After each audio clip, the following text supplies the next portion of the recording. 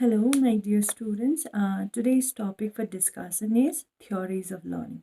So, before going into the theories of learning one by one, we'll look into what the learning theories mean. Learning theories are an organized set of principles explaining how individuals acquire, retain, and recall knowledge. The principle of the theories can be used as guidelines to help select instructional tools, techniques, and strategies that promote teaching. The learning theories of development are centered on the environmental influences on the learning process. Such environmental influences include association, reinforcement, punishment, and observation.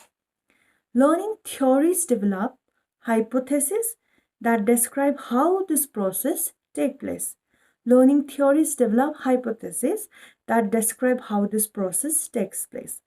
The scientific study of learning started in earnest at the dawn of the 20th century. The major concepts and theories of learning include behaviorist theory, cognitive psychology, and constructivism. So let's look into what behaviorism is. Behaviorism. The basic idea of behaviorism is that learning consists of a change in behavior due to the acquisition, reinforcement, and application of associations between stimuli from the environment and observable responses of the individual. Behaviorists are interested in measurable changes in behavior. Behaviorism is also known as behavioral psychology. It is a theory of learning based on the idea that all behaviors are acquired through conditioning. Conditioning occurs through interaction with the environment. Behaviorists believe that our responses to environmental stimuli shape our action. According to this school of thought, behavior can be studied in systematic and observable manner regardless of internal mental states. According to this perspective, only observable behavior should be considered. So now let's discuss about one of the learning theories, that is classical conditioning. So before going into the theory, we must know these terms which are most commonly used in this classical conditioning theory by Pavlov. First is US, that is unconditioned stimulus. UR, that is unconditioned response, which means natural response to a natural stimulus. NS, that is neutral stimulus. CS, conditioned stimulus, and CR, that is conditioned response. Now let's talk about the classical conditioning theory by Pavlov.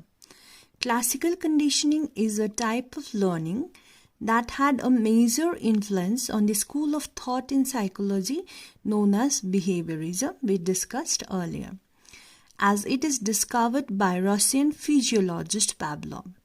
Classical conditioning is a learning process that occurs through association between an environmental stimulus and a naturally occurring stimulus.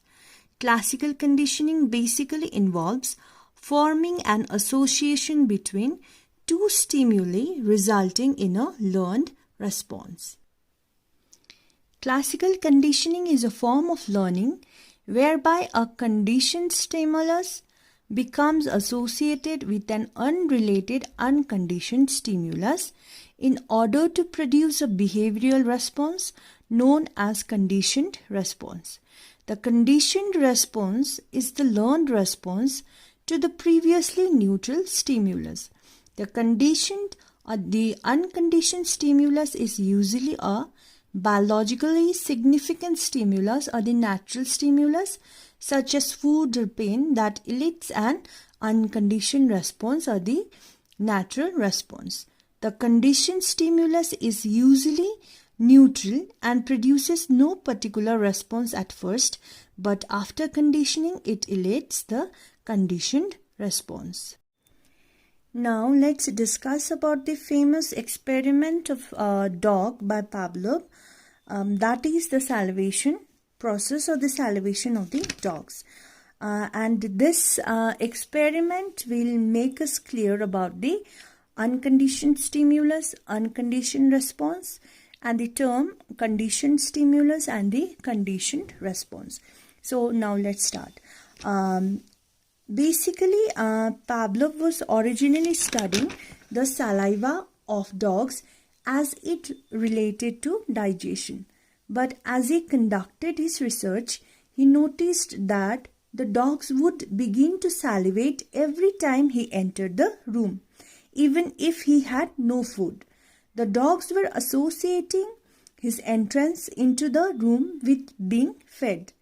This led Pavlov to design a series of experiments in which he used various sound objects such as a buzzer to condition the salivation response in dogs.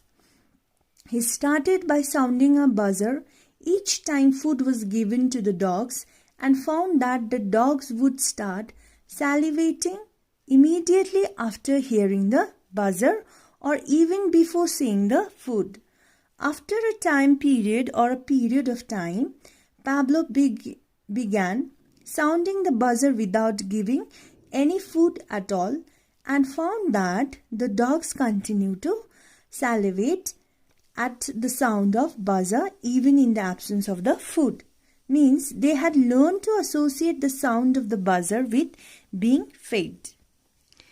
Here we can see the unconditioned response was the dog's natural salivation in response to seeing or smelling their food. The unconditioned stimulus was the sight or smell of the food. The conditioned stimulus was the ringing of the bell or buzzer, which previously had no association with food. And the conditioned response, therefore, was the salivation of the dogs in response to the ringing of the bell or buzzer, even no food was presented.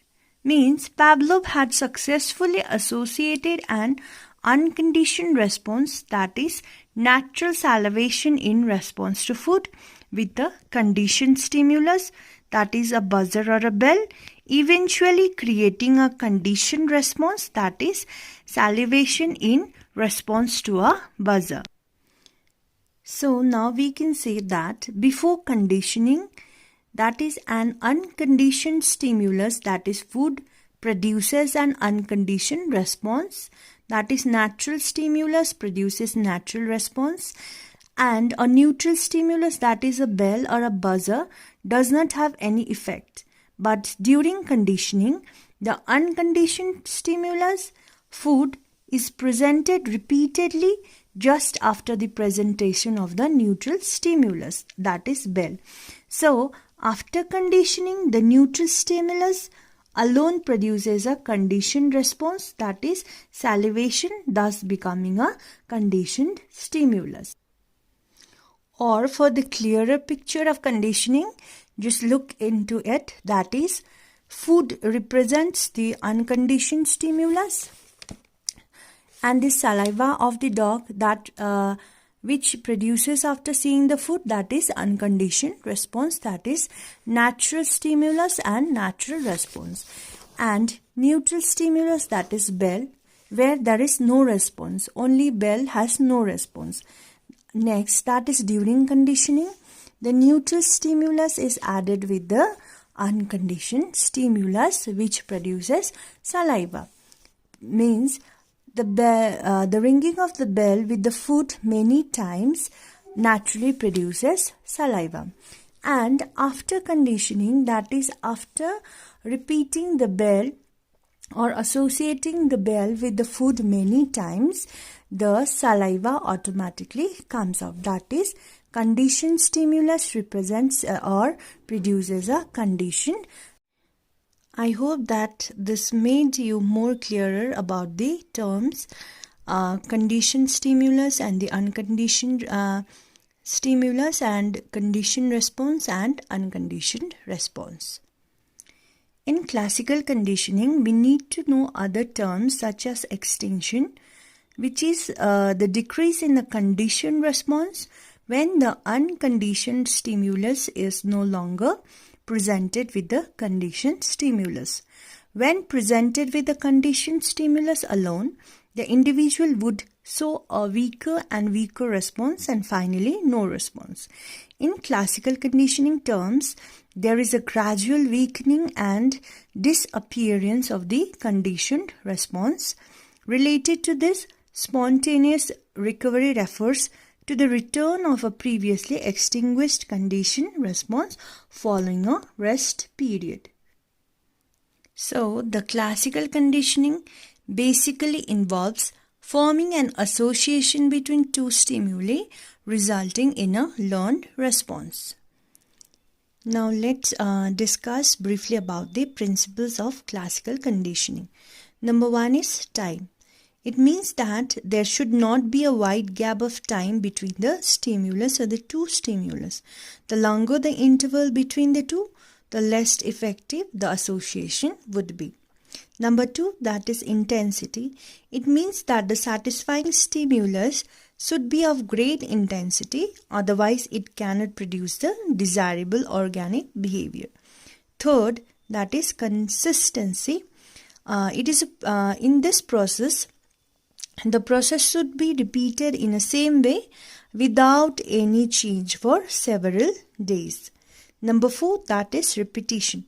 Repetition is necessary for reinforcement and fixation of learned response.